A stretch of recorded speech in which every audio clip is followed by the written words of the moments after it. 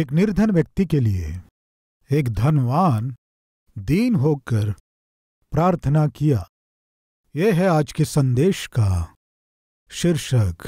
लूका 7वां अध्याय शुरू के कुछ वचन। जब वह लोगों से ये सारी बातें कह चुका तो कफरनहूम में आया। वहां किसी सूबेदार का एक दास जो उसका प्रिय था, बीमारी से मरने पर था। एक सूबेदार का दास। पहले सूबेदार को राउंड कीजिए। दूसरा, प्रिय था, इसे भी राउंड करें। तीसरा, एक दास, इसे भी राउंड करें। चौथा, बीमार था, इसे भी राउंड करें। पांचवा, मरने पर था, इसे भी राउंड करें। यहां एक वचन में कितने राउंड बन गए हैं? कितने? 5 राउंड। इन 5 विषयों को आज हम ध्यान करने वाले हैं। वहां किसी सूबेदार का एक दास जो उसका प्रिय था, बीमारी से मरने पर था। सबसे पहले इस वचन में सबसे पहले जो मेन कैरेक्टर हमें दिखाई दे रहा है वो कौन है? एक दास है। इज़राइल देश पर उन दिनों रोमी शासन कर रहे थे। रोम के सम्राट के अधीन ये देश था। इसलिए रोम के सम्राट के शासनकाल में यहूदियों के बीच सैनिक और उन सैनिकों का सूबेदार, ये सभी शासन के काम में भाग लेते थे। आज हम देख रहे हैं एक सूबेदार के दास के विषय में। सूबेदार यानी 100 सैनिकों के ऊपर अधिकारी। उसका एक दास था। यहां हिंदी में दास लिखा है ना? दास जो लिखा, इस शब्द का असली अर्थ है गुलाम। यानी उन दिनों यदि किसी के घर में नौकर होता था तो वो गुलाम हुआ करता था। उनके घरों में काम करने के लिए गुलामों को खरीदते थे। हमारे गांव में हम उन्हें नौकर कहते हैं। 1 वर्ष के लिए नौकरों को खरीदते हैं। उन दिनों में गुलामों को खरीदते थे। गुलामों को बात करने की अनुमति नहीं थी, कोई सवाल करने का हक नहीं था और विरोध करने का तो चांस ही नहीं था। एक गुलाम को गुलाम के जैसे रहना है। मैं तुम्हें खरीदा हूं, मेरे घर में जो काम बताऊंगा उसे तुम्हें करना ही होगा, मुंह नहीं खोलना है। ये था गुलाम का जीवन। ये एक गुलाम था, बहुत निर्धन था। इस निर्धन के जीवन में कष्ट आया। इस निर्धन के जीवन में कष्ट आया। प्रिय, खुशखबरी ये है कि मेरे प्रभु की दृष्टि में निर्धन या धनवान ऐसा कोई भी भेदभाव बिल्कुल नहीं है। पति के द्वारा या फिर पत्नी के द्वारा या स्वयं के बच्चों के द्वारा माता पिता को प्यार, मोहब्बत या अपनापन नहीं मिल रहा है। ध्यान नहीं दे रहे हैं। रिश्तेदार ध्यान नहीं दे रहे हैं। प्रेम करता हूं कहने वाला भी ध्यान नहीं दे रहा है। आज हो सकता आप ऐसी स्थिति में से गुजर रहे हैं और इस संदेश को सुन रहे हैं। पास्टर जी, मुझ पर कोई ध्यान नहीं दे रहा है। मैं बीमारी से गुजर रही हूं, मेरा पति ध्यान नहीं देता। रोग से दुख उठा रहा हूं, मेरी पत्नी ध्यान नहीं दे रही है। बूढ़ा होकर मैं शरीर में निर्बलता आ गई, कम से कम उठ नहीं पा रहा हूं, भोजन नहीं कर पाता हूं। मेरा बेटा या बेटी मुझ पर ध्यान नहीं दे रहे हैं। कौन मुझ पर ध्यान देगा? प्रिया, आज यदि आप इस तरह चिंता कर रहे हैं तो आपके लिए खुशखबरी है। मेरा प्रभु यीशु मसीह आप पर ध्यान देगा। जो स्त्री निर्धन थी, लहू बहने की बीमारी थी, यीशु उस पर ध्यान दिया। व्यभिचारिणी स्त्री जो निर्धन थी, व्यभिचार करते पकड़ी गई, यीशु क्षमा किया। अभी जो व्यक्ति निर्धन था, दास था, वो बीमार पड़ गया। मेरा प्रभु निर्धनों से प्रेम करने वाला है, बेसहारों का सहारा बनने वाला है, अनाथों का पिता बन जाता है। मेरा प्रभु यीशु मसीह, इसे ना भूलें। प्रियो, सबसे पहला है वो बहुत ही निर्धन था। कौन? ये दास। 7वें अध्याय में हम क्या देखते हैं? एक सूबेदार का प्रिय दास था। वो बॉस नहीं था, दास था। दूसरा दास था, नौकर था, गुलाम था। लेकिन वो दास, वो नौकर अपने मालिक के प्रेम को पा लिया। पहला क्या है? वो बहुत निर्धन था, वह बहुत प्रिय था। सूबेदार के पास गुलाम के रूप में रहने वाला वो दास, उसे दिए गए काम को उसने कैसे किया कहने से, उसे दिए गए जिम्मेदारी को कैसे निभाया कहने से वह बहुत भरोसे के साथ जिया। वो निर्धन था, लेकिन उसके मालिक के दिए गए कामों को करने के विषय में, अपने जिम्मेदारी को निभाने के विषय में, भरोसे को दिखाने में वो निर्धन बहुत ही उत्तम मूल्यों को जीवन में रखता था। इसलिए उसके मालिक ने क्या किया? उस दास से बहुत प्रेम किया। प्रिय भाइयों बहनों, मैं पूछता हूं, जहां आप काम करते हैं वहां आप अपने बॉस से झगड़ा करने वाले के समान हैं क्या, या आदर पाने वाले के समान हैं? मैं पूछता हूं, जहां आप नौकरी करते हैं, जहां आप काम करते हैं, आपका अधिकारी आपसे प्रेम कर सके, आपका सम्मान कर सके, आप पर भरोसा कर सके, ऐसे जी रहे हैं क्या? कहीं ऐसा तो नहीं सोचता ये मिला भी तो मुझे क्यों मिला? आप ऐसे तो नहीं हैं, आप उसे रुलाने वाले तो नहीं हैं, गुस्सा दिलाने वाले के समान तो नहीं हैं, क्रोध दिलाने वाले के समान तो नहीं हैं। तेरे जैसे व्यक्ति को मेरे साथ रहने की अनुमति नहीं है, कल या परसों काम से निकाल दूंगा। इस तरह क्रोध दिलाने वालों के समान आप हैं तो नहीं? मैं पूछता हूं, आप जहां काम करते हैं, आप जहां नौकरी कर रहे हैं, आप जहां सेवकाई कर रहे हैं, वहां आपका अधिकारी आपसे प्रेम कर सके ऐसा जीवन आपको जीना है। आपसे प्रेम कर सके ऐसा काम आपको करना है। किससे प्रेम करेंगे बताइए? विश्वास योग्य से प्रेम करते हैं, विश्वासघातियों से नहीं। अधिकारी किससे प्रेम करेंगे बताइए? जो परिश्रम से काम करेंगे उनसे प्रेम करेंगे। दिए गए काम को पूरा करने वाले से प्रेम करेंगे। जो जिम्मेदारी दिया जाए उसे आनंद से पूरा करके उसे पूरा करने वाले से प्रेम करेंगे। ध्यान से यदि हम देखें तो काम करने वाला अपने अधिकारी के प्रेम को पा लिया। मैं पूछता हूं, आज हम में से कितने इस बात को कह सकते हैं? मैं ईमानदारी के साथ काम करता हूं, खराई के साथ काम करता हूं, परिश्रम से काम करता हूं, मालिक जो मुझे काम देता है उसे आनंद से, खुशी से करता हूं। बाइबल में हम देखते हैं उत्पत्ति 39 अध्याय में, और जो काम वह करता है उसको यहोवा उसके हाथ से सफल कर देता है। यहोवा सफल करता है। इसे किसने देखा? उसके स्वामी ने देखा। प्रिय, यूसुफ सबके समान नहीं है। उसे जो भी काम दो सफलतापूर्वक करता है, भरोसे के साथ करता है, जिम्मेदारी से करता है। प्रिय भाई और बहन, भरोसे के साथ करो, जिम्मेदारी के साथ करो। परमेश्वर यदि आपके संग है तो आप अपने काम को परिश्रम से करेंगे। यूसुफ अपने स्वामी के भरोसे को पा लिया, इसलिए क्या हुआ जानते हैं? वो जो भी काम करता वो सफल हो रहा है, इसलिए यहोवा ही उसके हर काम को सफल कर रहा है। जानकर इस बात को मिस्री स्वामी देखकर यूसुफ को क्या किया? वो अपने सारे घराने के ऊपर अधिकारी नियुक्त किया। प्रमोशन। परमेश्वर किसे प्रमोशन देता है? हम में कुछ लोग प्रार्थना कर रहे हैं प्रमोशन चाहिए, नौकरी परमानेंट होना है, मेरा जीवन और मेरा वेतन स्थिर होना है। इस तरह आशा करने वाले बहुत से लोग हैं। मेरा प्रश्न, परिश्रम से काम कर रहे हैं क्या? परिश्रम करने का मन आपके अंदर है क्या? समय के 10 मिनट पहले ही आप अपने ऑफिस पहुंचते हैं या देरी से पहुंचते हैं?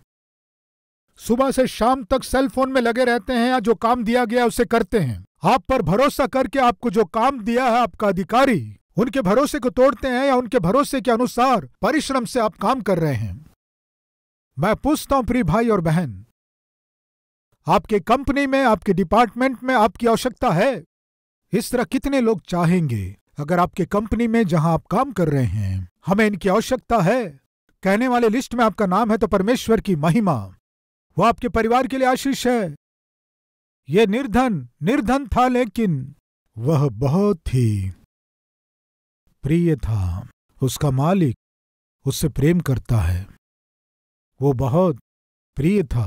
मालिक के द्वारा प्रेम किया जाना सच में महान व्यक्तित्व है। आप जहां काम करते हैं वहां हो, जहां नौकरी करते हैं वहां हो, जहां सेवा करते हैं वहां, आपका ऊपर का अधिकारी आपका बॉस हो सकता है, टीम लीडर हो सकता है, आपसे प्रेम कर सके, ऐसा आप जी सके तो अद्भुत होगा। ये क्यों आया सेवकाई में, ये क्यों आया यहां नौकरी में, ये ना आता तो अच्छा होता। आपके विषय में आपका ऊपर का अधिकारी अगर सोच रहा है तो सुनिए। आपको जिसने काम दिया है उस मालिक के आंख के लिए आप धुएं के समान हैं। इस तरह बाइबल में है। आंख में धुआं चला जाए तो क्या होता है? सह नहीं पाते हैं। ये है पहला, बहुत निर्धन था, बहुत प्रिय था और बहुत खतरे में था। बहुत खतरे में था। क्या था वो खतरा कहने से? पढ़ेंगे, आइए। वहां किसी सूबेदार का एक दास जो उसका प्रिय था, बीमारी से मरने पर था। बहुत खतरे में था, यानी मरने पर था। वह किस परिस्थिति में था? मरने की परिस्थिति में था। बहुत ही दीन स्थिति। बहुत सी दवाएं लिया होगा और वो सूबेदार का प्रेम पाया हुआ था, इसलिए निश्चित रूप से अच्छे डॉक्टरों के पास गया होगा, अच्छी दवाइयां खाया होगा, लेकिन उसकी बीमारी बिल्कुल ठीक नहीं हुई। दीन स्थिति। उसे क्या हुआ कहने से लकवा मारा था। इसी घटना को मत्ती सुसमाचार में 8वें अध्याय में देखते हैं। इसी घटना को हम वहां भी देखते हैं। वहां स्पष्ट लिखा है लकवे का मारा, यानी हिलडुल भी नहीं सकता। हाथ पांव हिला ना पाने की स्थिति, बिस्तर में पड़ी हुई स्थिति। आज हमारे बीच कोई है क्या हिल भी ना पाने की स्थिति में? हाथ पांव चलता नहीं है। एक वक्त की रोटी के लिए मुश्किल हो गया। जो परिवार मुझ पर निर्भर है उनका भविष्य संकट में पड़ा है। मेरी पत्नी और बच्चों का पालन पोषण करना मेरे लिए मुश्किल हो गया। बच्चों को पढ़ाना मेरे लिए मुश्किल हो गया। अब मुझसे नहीं होगा, मुझे लग रहा है। मैं बहुत ही मुसीबत में पड़ा हूं, बहुत ही खतरे में हूं, आर्थिक रूप से संकट में हूं, स्वास्थ्य के रूप में निर्बल हो गया। क्या करना मुझे समझ में नहीं आ रहा है। ये रोग मुझे कैसे छोड़ेगा समझ में नहीं आ रहा है। क्या करने से मैं इस रोग से निकल सकता हूं मुझे समझ में नहीं आ रहा है। निस्सहाय स्थिति, बहुत ही खतरे में वो निर्धन व्यक्ति, वो प्रिय व्यक्ति तड़प रहा था। आज हमारे बीच कोई है क्या बहुत खतरे से भरी स्थिति में जो है? चौथा, बड़ी विनती किया, बड़ी विनती किया। आइए मत्ती का सुसमाचार 8वां अध्याय 5वां वचन। जब वह कफरनहूम में आया तो एक सूबेदार ने उसके पास आकर उससे विनती की, हे प्रभु, मेरा सेवक घर में लकवा रोग से बहुत दुखी पड़ा है, बहुत दुखी पड़ा है। उसके पास आकर बहुत विनती की, प्रभु प्रभु प्लीज प्रभु। किसके लिए विनती कर रहा है बताइए? वो जिससे बहुत प्रेम किया उस व्यक्ति के लिए विनती कर रहा है। आज मैं पूछता हूं, आपके जीवन में आप जिनसे बहुत प्रेम करते हैं, कोई समस्याओं में से जा रहे हैं क्या? आप जिनसे बहुत प्रेम करते हैं उनमें से कोई कष्टों में से गुजर रहे हैं क्या? जिनसे बहुत प्रेम करते हैं कौन है बताइए? जिनसे आप बहुत प्रेम करते हैं प्रिय बहनों बताइए, आप किनसे बहुत प्रेम करते हैं? माँ से, पिता से, भाई से, बहन से और बेटे से, बेटी से, बच्चों से? हाँ या नहीं? हाँ कहने वाले हाथ दिखाएंगे। मैं कुछ गलत बोला क्या? प्रिय भाइयों बहनों, कौन है आप जिनसे आज प्रेम करते हैं? उनमें कष्टों में कौन है? आपके प्रिय पुत्र का भविष्य कष्ट में है क्या? आपके प्रिय बेटी की गृहस्थी कष्टों में है क्या? आपके प्रिय पति की नौकरी खतरे में है क्या? आपके प्रिय पत्नी का स्वास्थ्य बिगड़ गया है क्या? आपके प्रिय माता पिता का स्वास्थ्य ठीक नहीं है क्या? आपके प्रिय छोटे भाई, बड़ी बहन, छोटी बहन, उनकी स्थिति ठीक नहीं है क्या? मैं पूछता हूं, आप जिनसे प्रेम करते हैं और जिनकी स्थिति ठीक नहीं है, आज आपके लिए खुशखबरी। जिनसे आप प्रेम करते हैं उनके लिए आज यदि आप प्रार्थना करेंगे तो मेरा प्रभु उत्तर देने जा रहा है। वो स्वामी अपने दास से बहुत प्रेम किया, इसलिए अपने दास के लिए वो क्या कर रहा है?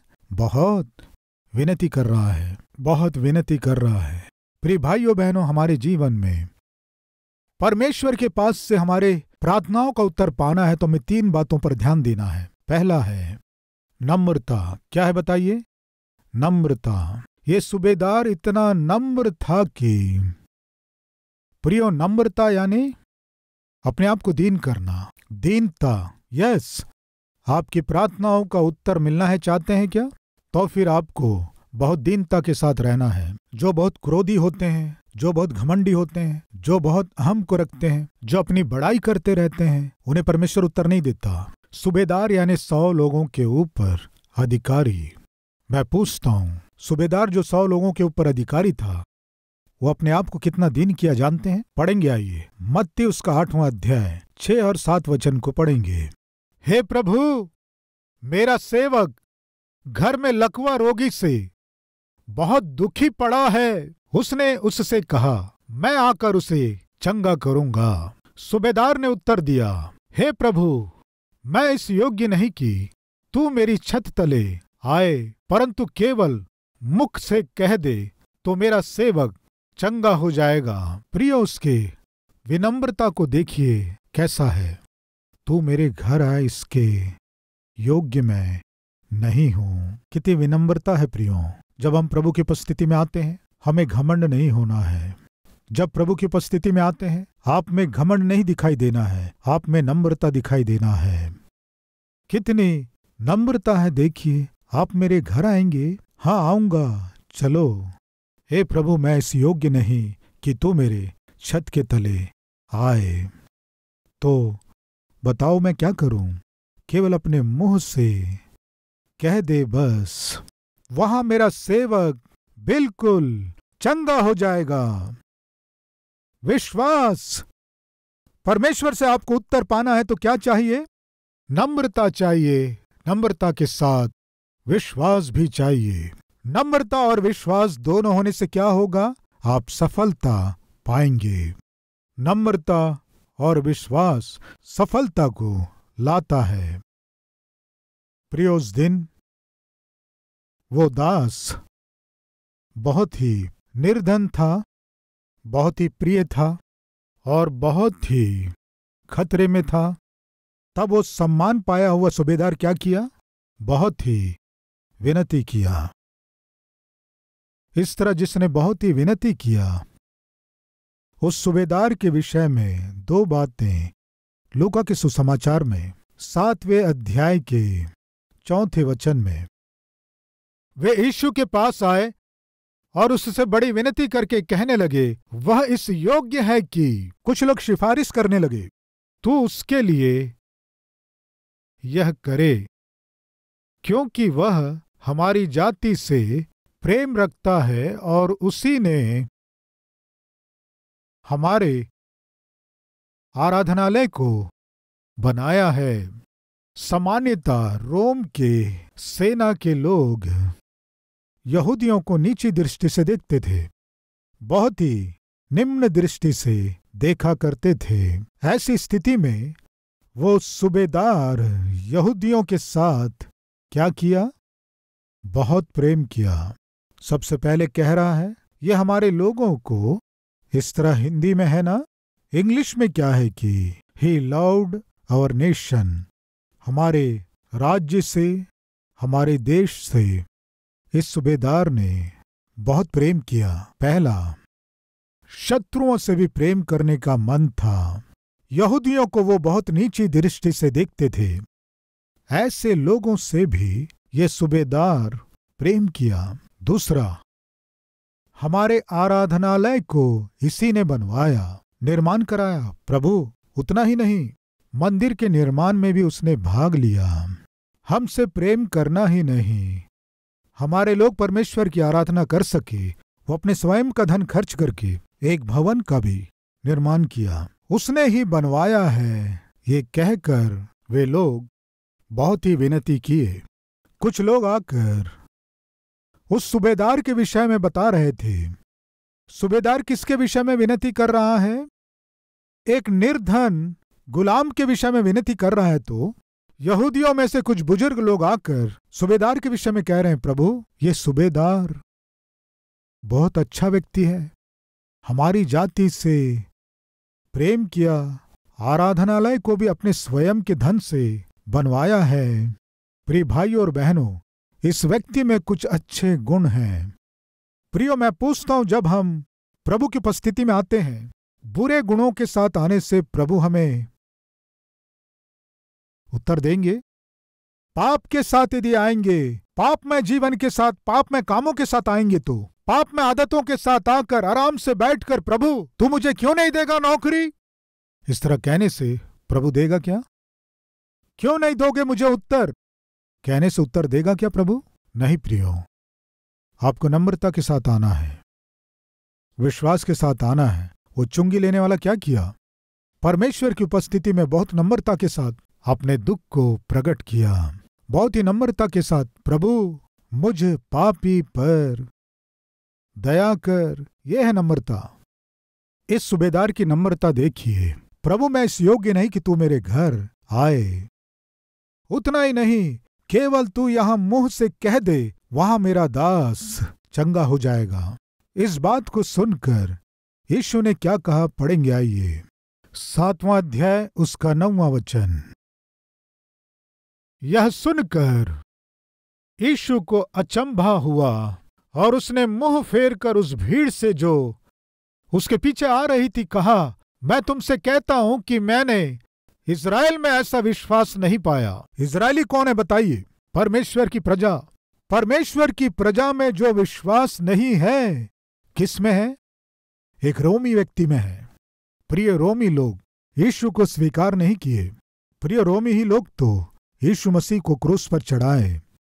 प्रिय हम यहां देखते हैं, एक सूबेदार जो रोमी था, यीशु के प्रति इतना विश्वास दिखाया कि कहा, इज़राइलियों में मैं इतना विश्वास कहीं नहीं देखा। तेरे विश्वास के अनुसार होने पाए। जैसे ही प्रभु ने कहा, उसी समय बिछौने में पड़ा हुआ दास उठकर बैठ गया। बिछौने में पड़ा हुआ दास उठकर बैठ गया।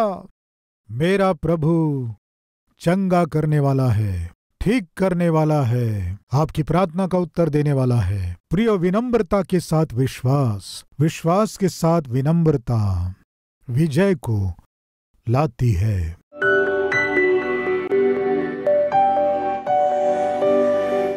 महान प्रेमी पवित्र परमेश्वर पिता, इस संदेश के द्वारा आप हमसे बात किए, धन्यवाद। सूबेदार के जीवन से आज आप हमसे बात किए। प्रभु वो एक अच्छी पदवी में था, लेकिन उसमें घमंड नहीं था पिता। वो नम्रता को दिखाया अपने दास के लिए, जो निर्बल था, जो बीमार था, जो निर्धन था। प्रभु उसके लिए आपके सम्मुख विनती किया।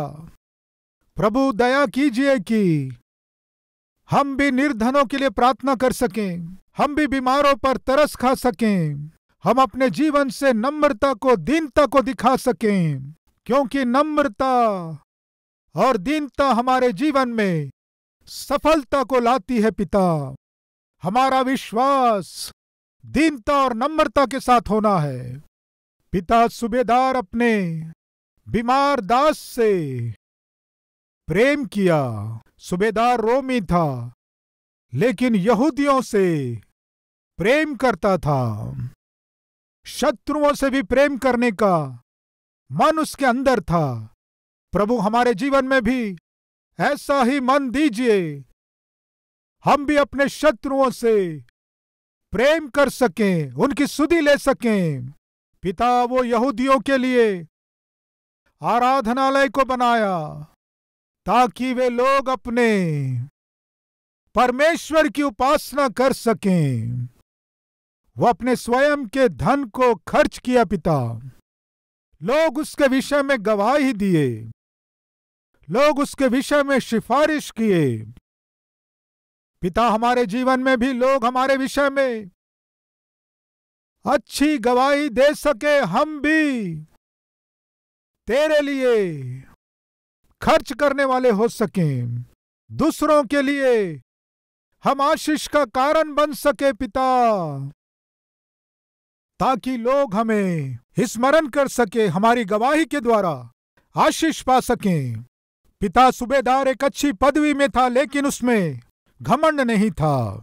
यदि हमें प्रार्थना का उत्तर पाना है तो हम में भी घमंड नहीं रहना है। दया कीजिए, यीशु मसीह के नाम से मांगते हैं पिता, आमीन।